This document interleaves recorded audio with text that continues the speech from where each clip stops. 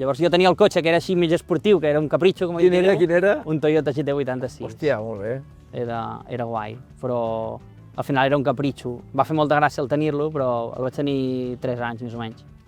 I a la que el vaig vendre per això, perquè dic, és que si me'l venc ara i foto aquest crèdit pel mig i tinc aquest camió i treballo i tothom em coneix, és que me'n podré comprar un altre de millor més endavant, saps? I gas. I ara un Mercedes, tu. Ara va en Mercedes, tu, nosaltres un Toyota. Mira, ara va. Mercedes 6 rodes. Què pot costar una bèstia així? Aquest, tal com està equipat. Nou, eh?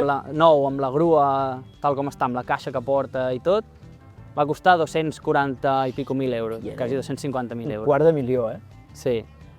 Si a Penya amb això es compra un pis. Sí. Depèn d'on, a Barcelona no, però Sí. a les zones més rurals sí. Sí, 250.000 euros. Sí, amb IVA i tot, sí. Això ja no et pots vendre un cotxe. Toyota per comprar-te això. Clar, ja vaig treballar amb el MAN, potser feia 5 anys més o menys ja, i clar, havia fet bastant de coixí, saps? I llavors entre el coixí, el que ja tenia, el camió que ja el tenia pagat de feia molt, Clar.